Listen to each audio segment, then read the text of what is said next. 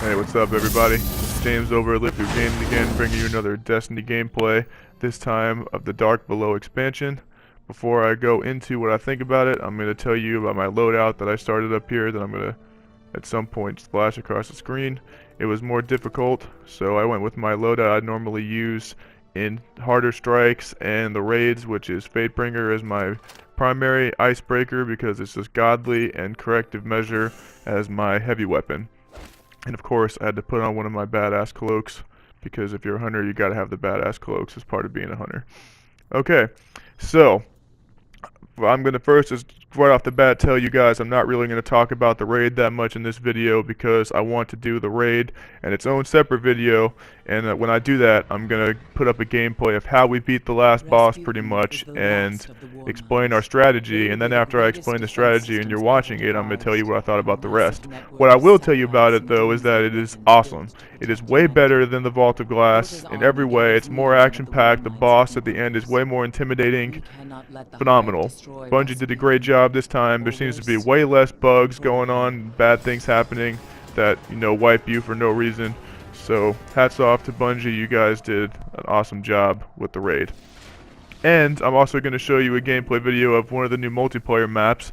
I've only played 2 matches of the new maps though because I've been so focused on beating the raids with my friends and getting my gear up while I am playing that I just haven't got around to it yet. But the map was cool and it reminded me a lot of like one of the old school Halo maps, and I'll show you my gameplay of that too. Probably sometime later tonight I'll upload that also. So I'm just going to start talking about what's different now at the tower. All the guns and all the armor in the vendors, PvE, PvP, factions have all been swapped out for new stuff. Now the faction armor is named the same, but it has actually been ranked up as far as its defense abilities and its light abilities to push you to level 31, and all the weapons from the raid and from the shops on all have 331 max attack, which is better than the weapons were before the expansion came out. So what this means, unfortunately, is that all the legendary weapons and below that you got before the expansion came out just aren't going to be quite as good anymore. And I'm assuming every time they're going to release a new expansion, the max attack power is also going to get increased, which means that they're slowly going to get less and less useful as time goes on. But this is how MMOs work. Destiny is simply loosely based off of the MMO style of picking up gear and items and stuff like that, and old raid stuff eventually gets outclassed by the new raid stuff, and this is just how it works. Kinda sucks because I really love the raid weapons like I'm using right now, Fatebringer. I believe this gun in particular is going to outlast the rest of them a little bit longer as far as its usefulness and versatility, because it has arc damage and it's a primary weapon, and only the raid weapons so far have a damage modifier on it like that, so it does arc damage. So for when you're doing nightfalls and weeklies with arc burn, this thing is still going to kick some ass for a while. And you're still going to be able to use the guns effectively in PvP, because as you know, the damage in PvP is all sawed off, it's all the same. So really the only thing that matters there is how the stability is, the handling, the rate of fire, stuff like that, and all the raid weapons are awesome. I think you can make a solid argument that the sniper from the raid Predator's Revenge is actually the best sniper in the whole game, even better than the exotics for multiplayer. And the shotgun is pretty much a poor man's invective as far as how fast it fires. It frees up your exotic slot, and it's pretty much like that. So I'm going to be keeping these guns around just because of what they're going to do for me in PvP still. But their usefulness in PvE is going to wane and start going away as you pick up the new weapons. So the first thing that I suggest you guys do is grab all the armor from the shop and push yourself to 31. The raid is hard, and you're not going to beat it unless you got some super skilled guy that's a 30. You pretty much have to have at least one 31 guy on your raid team, because at the very end you're going to need him holding the sword, and you'll see. But you want to get yourself up to make it easier on yourself, because it's still difficult. Now your exotic weapons, on the other hand, will still be able to be capped out at 331, even though they're not. From my understanding, what I've researched on is that Xur is going to be selling an upgraded version of the weapons you already have, and pretty much what you're going to do is you're going to trade your exotics along with an exotic shard for a new version of the weapon with the new damage cap. And that's how that's going to work. The experience on it's going to be reset, so you're going to have to redo the gun again, but it's better than just, you know, them telling you screw you, hopefully you'll get the weapon again. Also, all the old exotics that you pick up now are going to have the new damage cap. Like, for example, I ran the Nightfall yesterday, and I got Thunderlord, which is an exotic that is from the beginning of the game before the expansion, and it started out with 302 attack. I haven't done anything with it yet. So if you do get any of these weapons from now on, they're going to be on the new cap. And that's good because there's a lot of exotic weapons that I love, and I was scared that with the expansion coming out they were going to also become useless, but they're not. So the last word, I'm definitely upgrading to keep going. This is my favorite gun. Icebreaker obviously is freaking phenomenal in PvE, as I'm using right now. You'll see I'm going to definitely upgrade that.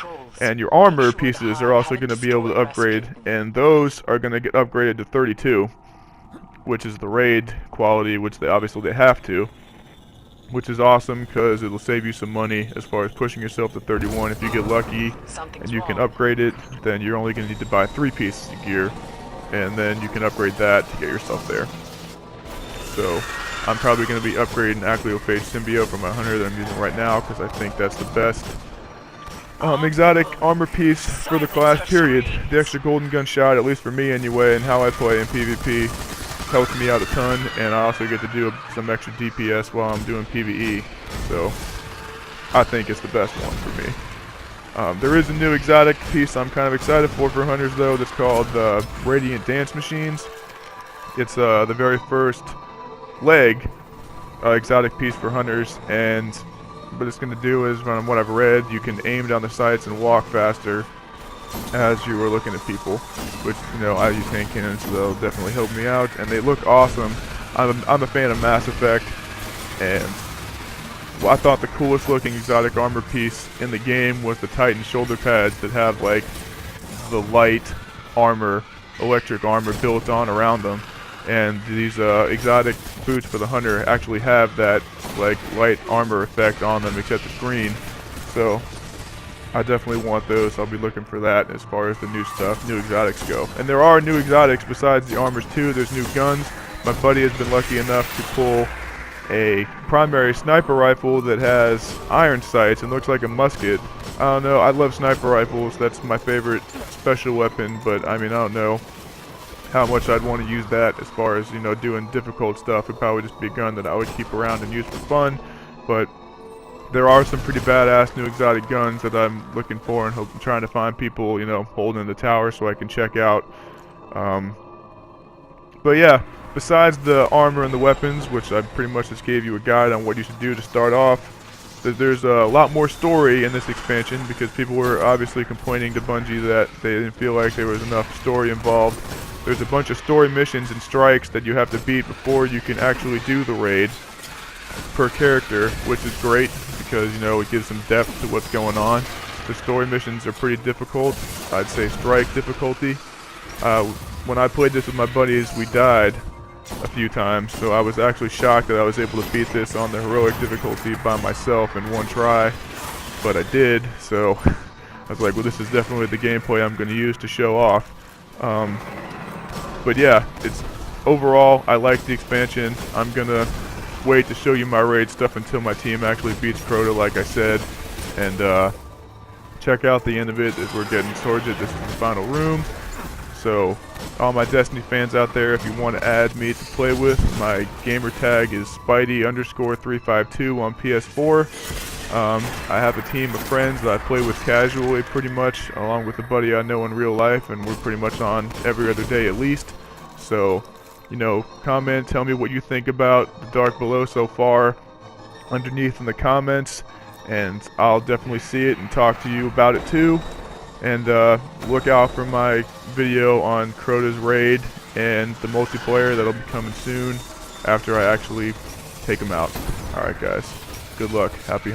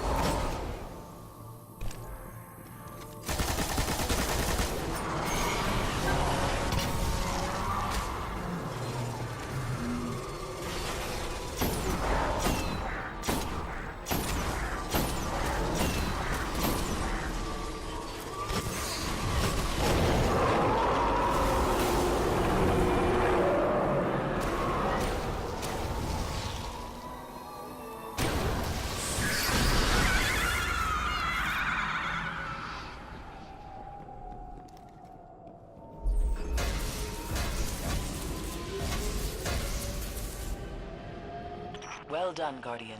Rasputin is safe. Though Crota's army is more powerful than I thought, we cannot rest. Now is the time to stop them from waking Crota's soul.